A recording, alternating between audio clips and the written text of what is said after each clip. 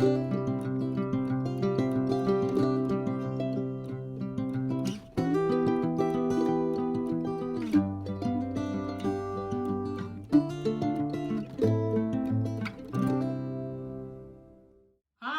my name's Robin Bogart. I'm coming to you from my loft studio in Waterloo, Ontario, Canada, and today is my inaugural, my first video I'm doing on YouTube talking about she sheds.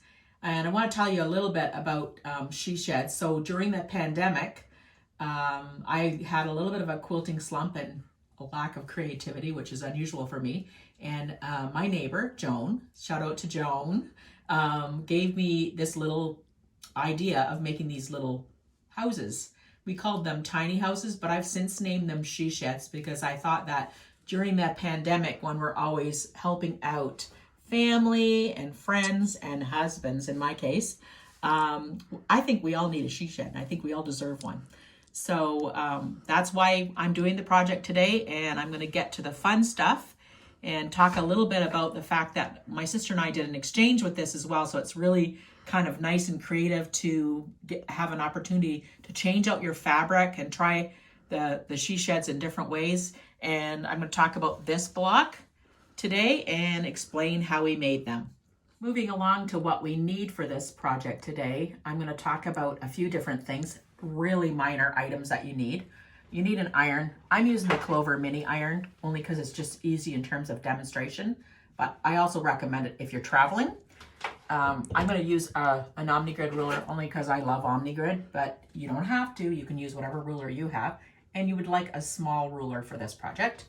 I'm going to talk about the blue Mark Be Gone by Unique. It's a water soluble marker, and there's also an air erasable one. So either one of those will work, or whatever you have that is removable.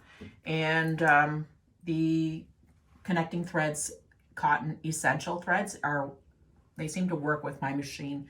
You can use whatever thread you like, but that's what I use. And then I have a little roller. I think it's by Clover, pretty sure. Anyways, it's a little roller, basically a brayer to help press your seams when you're sitting at your sewing machine.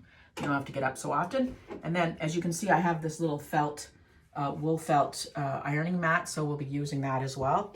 And we'll be talking about my she shed pattern today. Okay, so now we're at the fun part, and that's the demoing. So I'm going to talk to you about how I put together this cute little block, this she shed. You will see here, there's 3 different parts to it, although I do call this part Unit 1, and this part is Unit 2, okay? And so what we're going to do is we're going to do part of Unit 1, which is where the door is and the 2 side panels. I'm going to go ahead and sew them together. I'm going to just basically, I've got a little sample over here. It's kind of like black and yellow, and I find it kind of reminds me of a bumblebee, but it's adorable fabric. And I'm going to just lay them right sides together, and with a 1/4 inch seam allowance. You'll notice that I have a leader on my machine only because the Bernina has a powerful hook system, so it happens to suck the fabric a little bit, so I always use a leader. Go ahead and sew that piece on, and I'm going to take it off and snip my threads, and then I'm going to sew the other side. Right sides together with the black door that I have here. I'm going to use my leader again. Put my glasses on. You might want to add that to your supply list too. You need your glasses on to sew. Okay. I'm just doing a nice accurate 1/4 inch seam. And this is where the Clover iron comes in handy. I always pull my threads a little bit just because I don't want my machine to unthread itself. And I like my needle down. And so what I'm going to do now is I'm going to press my fabric with my Clover mini iron. And sometimes what I do as well is I'll just kind of use my brayer and give it a good press. And when I'm all done, I actually take it to my big iron and press the blocks completely. guess you could call me a little bit pressing obsessed. Okay. And I'm just doing the top of the door piece now. I'm sewing it with a 1/4 inch seam allowance. And I'm using a stop and start button, but you might use a foot pedal as well. Again, pulling that thread long. And I'm going to use the brayer this time because it works quite well with just some little projects, you know, right beside my sewing table. So, and it is by Clover. I had said earlier that I thought it was by Clover. It is definitely by Clover.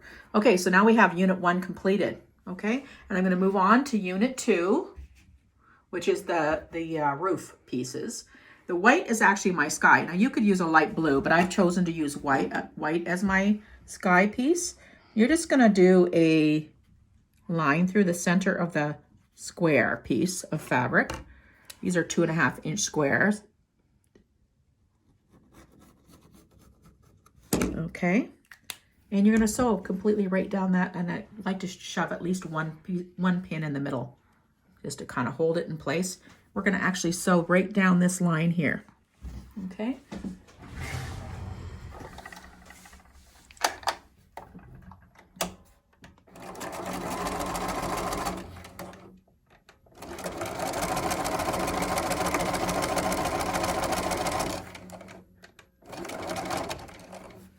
Okay. And if you noticed, I used that blue marker because I just don't like the idea of using ink and getting it on any of the adjacent fabric. I think it's just much nicer to use a disappearing ink. And so this is a water-soluble one. If it doesn't come out, you can use a little bit of baking soda and water and it will remove it. So you can see what's happening. I'm starting to make the peak of the roof. I'm going to cut off this excess fabric because that just creates more bulk when you're actually quilting your project. Cut those 2 layers off. And then what I'm going to do is use my little Clover mini iron again and give it a good press. And all of my fabric is 100% cotton quilting fabric. It's good quality. So we're going to do the same thing on the other side. And what I like to do is audition it. And I make sure that where I'm going to put the slanted line is like right here, like that. So I know that I have to go in this direction.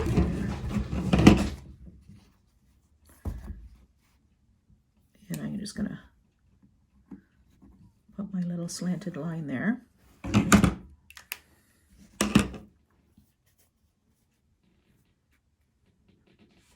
And again, another pin in the center, just to help me keep that little piece of fabric in place. I'm going to take my pin out as I'm sewing so I don't sew over top of it and break needles.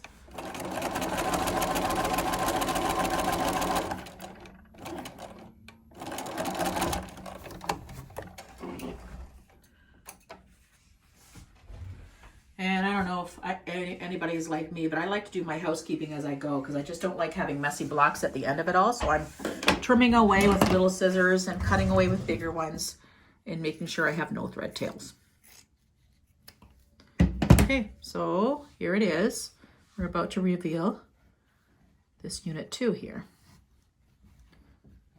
which is the top of the house.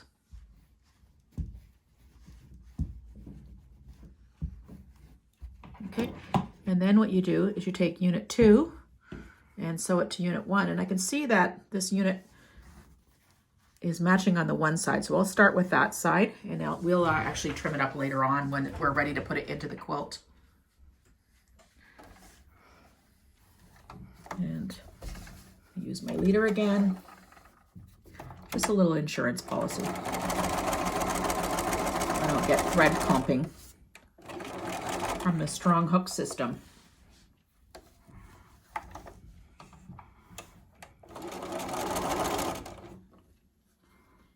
Okay.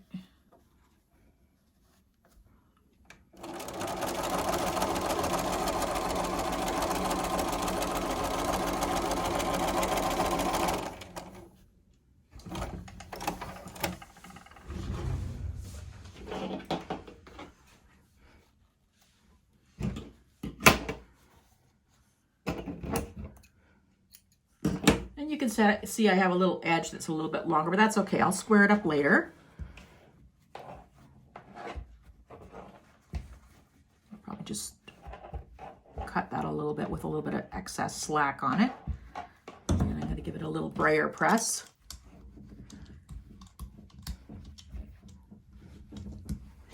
And there you have it, my little she shed block. Simple, simple, simple. What, 5 minutes that took me to make? I just finished the demo and I want to talk to you about a pattern that I've designed. I've actually used the idea of this house with all of the dimensions and put it into a pattern. And then as well, I've added 3 different tree blocks. I thought that each she shed street needed a tree. And so you'll notice in the quilt that I've done an applique block, a paper piece tree, and then a piece tree that is very much like the roofs of the houses. And so I've done this up into a pattern and put it all in there. I think there's about 5 pages of different patterns for the houses, and then the explanation on how to make the she sheds, and basically all of the dimensions are there as well. And I was just playing in on EQ, and this is just something that you could do if you wanted to do something alternative to the actual quilt. You could make a table runner. This is using 12 of the she shed blocks with blank alternating blocks. So this is just some idea, just to give you an idea of other things that you could do with it. And then as well, I made up kits. And so I'm going to have the kits and the pattern on my website. The kit and the pattern together of 12 different blocks are going to be in with the actual pattern. It's $25. That's for US and Canada, and it includes shipping. So that's all together. Or if you just wanted the pattern and you don't think that you need the blocks, you can just purchase the pattern for $10. That'll be available on my website at www.quiltingintheloft.com. So you can get it there. And the reason I'm going to explain to you why I did these kits, I just thought it would be a really great idea to share some different fabrics. It's all different types of fabric and colors.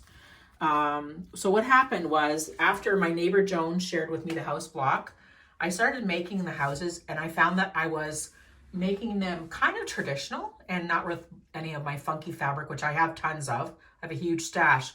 So my sister and I decided to do an exchange, and I sent her 12 blocks, I think, something like that. Anyways, for her to make up some as well. She was having fun making them. And then she, in exchange, sent me 12 blocks. And I really did realize once I got those blocks that I definitely was in a quilting block, and I just needed to get some other pizzazz. So it was really fun to get those kits from her, to work them into the quilt, to, you know, oogle over and touch and goggle over all her beautiful fabric. So anyways, that's why I decided to do it up into kits, if you want it, so that you won't want to try, and then you'll get some different fabric than what you have from your quilting stash. It is a great stash buster.